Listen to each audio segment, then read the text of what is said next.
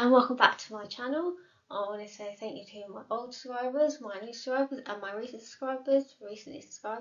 Can't thank you enough. I love you lots, and yeah, just so grateful for you all. But if you come across any of my content, there's loads of mixed bags of bags. And there's also a great community tab. There's a wee green subscribe button down below. If you press that, you get all my content coming to you once a week or whenever I upload. And as I said, there's a great community tab, and I interact with you there, and I drop BTS. Everything goes on there, and I even say hello to you all. So if that's something for you, and you want a great community like mine, then come and join. But anyway, let's get on with this vlog, people. A few moments later. So today's vlog, people, we're going to deep dive straight into this, is Honest Conversations, episode 10, ARFID, More Than Beyond Picky Eating. And it's something that I was recently diagnosed with in January 2024.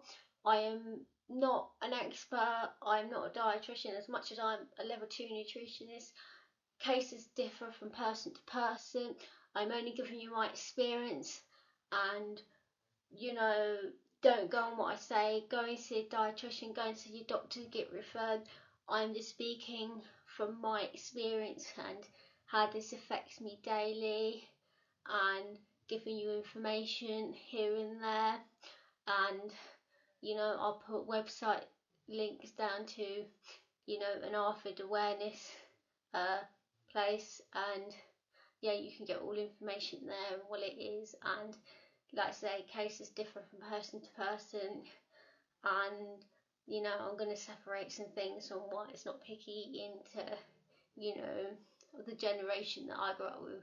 You get what you give and you go without, or oh, you'd eat it if you were hungry kind. And I'm just going to separate that all together and give you my experience. So let's get on with this, people. Let's go.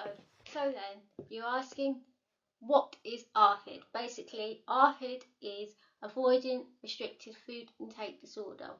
It is a disorder characterized by persistent disturbance in eating habits leading to significant nutritional deficiencies and, you know, interference with psychosocial functions, unlike any other disorder. It's a very rare eating disorder. Like I say, I'm not an expert.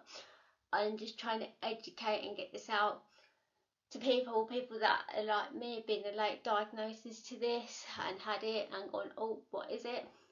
I want to tell you, like I said, I put information, not lots of it, but ARFID is basically not body image, aversions to certain foods or eating in general. People with ARFID may avoid foods based on their sensory, texture, smell, colour, past negative experience, choking, vomiting.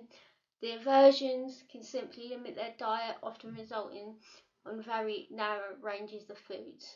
But like I said, cases differ.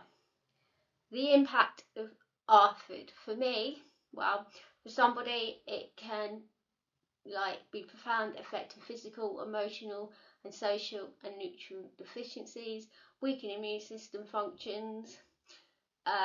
Socially, the disorder can cause stress and anxiety, especially situations as involving food, such as family meals, social gatherings like weddings, funerals, restaurants, eating out. You know, it can affect us severely. For me, as you know, I have crippling social anxiety. I can't eat in front of people unless I know them for eons. I will literally starve myself or carry a packet of sweets with me or a protein bar. It's not great, but I'm eating, and you know, that's why I can't go to weddings, that's why I can't go to parties, that's why if I do attend any wedding, funeral, etc., and there is food, the social, psychological societies around that impact me, because I just can't eat it, and it not being the same foods that I'm used to, and it has that impact on me every day. It's like when people going out for a restaurant, you want to go for food. That for me is very hard. That impacts me because, like, I don't want to say normal, but for people that without ARFID, it's like they can eat in a restaurant, they can have what they want and be fine with it. For people with ARFID, especially social anxiety like myself, I tend to have the same thing on the menu. Do you know what I mean? Every time I go to Ding Tea, I have a green matcha. I have the latte version or the milk version. If I go to Manuel's, my little Italian cafe, I have the normal biscuits they have, the biscotti, or the little Kinder things, or croissant, or cannoli, and I have my double espresso. That for me is a ritual, and I will get into that in a minute. But do you see what I mean? I have the same thing on the menu, and so people looking outside for that food, they're like, oh, she's fussy, she's not going to eat it. Why is she being like this? And it can impact like the social aspect of life. Not that I'm a social butterfly, as you well know, but it's like when people go, do you want to go for dinner? Do you want to go and eat somewhere? It has to be somewhere I know. It has to be something I'm used to. Yes, it's the same boring thing, but for me, that for me is happiness. That is a ritual in this little box, and I'm happy with that. You know, there's other things I will say. Why I'm here. Do not pressure people with ARFID to eat different foods, or say, oh, you should try this. Let them do it in their own time. Let them have their own experience, because you will only make the impact, the negativity and the food fear worse, and it will have psychological and more social effects on that person. And I know what you're going to say, oh, Kerry, but you eat sweets, how can you have ARFID? If you notice me, I hate white chocolate. I hate textures that I'm not used to. There were certain sweets I would avoid, like sour sweets, fizzy sweets.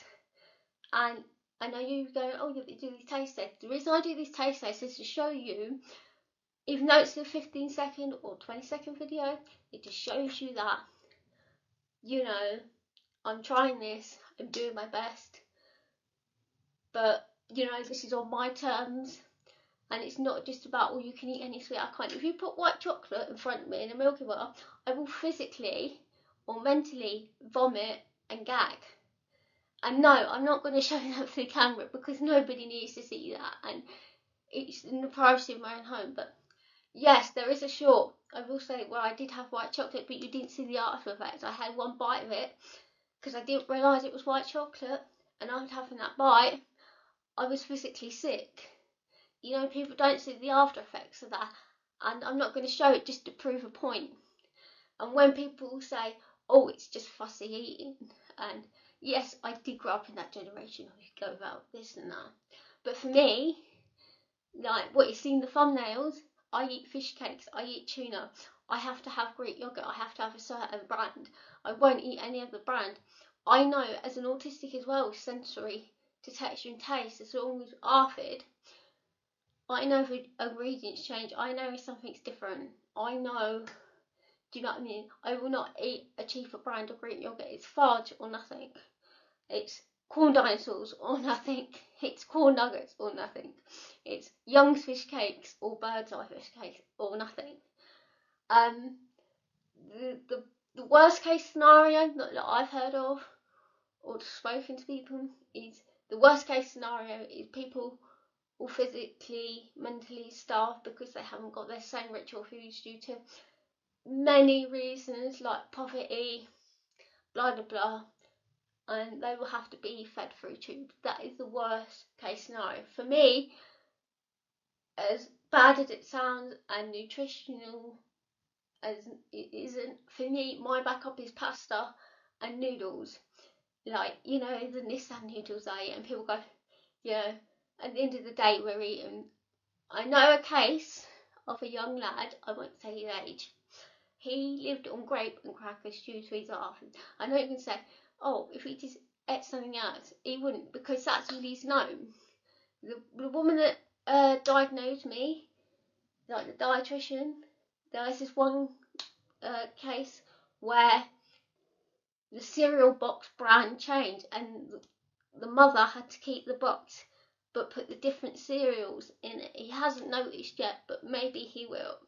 And that is the impact of it, and people don't realise it. But I just wanted to get that out of the way. So yeah, anyway, what are the treatment for ARFID, you ask?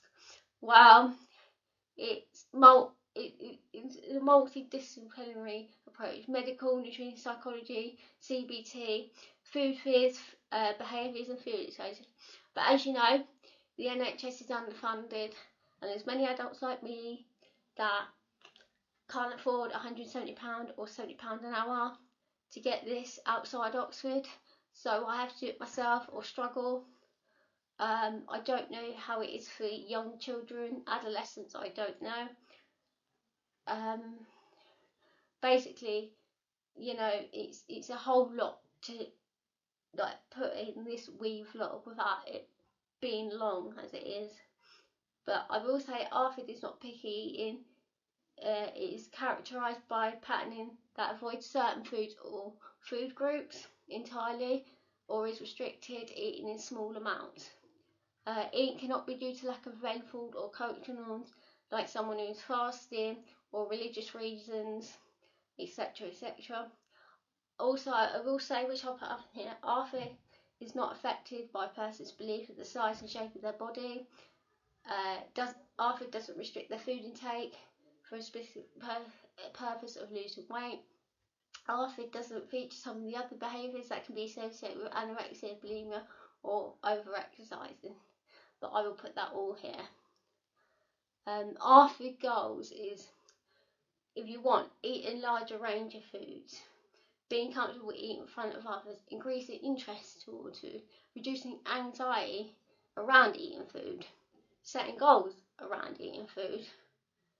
But like I say, you know, that I can't tell you anybody else's. Like I said, I never repeat myself, and I only know the knowledge because I was diagnosed with this in January, and we're like 6 months in now, and I'm still getting used to it, and I'm still understanding what it is. I'm still processing it, and you know, it's hard to fathom, I will say that.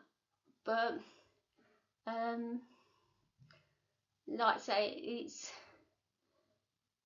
you know, it's a lot of things to explain, but I just wanted to get it out there. I wanted to educate, and I wanted to give you my experience and how I've dealt with it and how it impacts me daily, from like my social anxiety to social situations with people, friends, family, and that it's not just a picky eating, and it's not just being fussy, and it's not just, you know, the uneducated, oh, we'll eat something in the front of them, blah blah blah. It's not that, and I just want to educate you on that.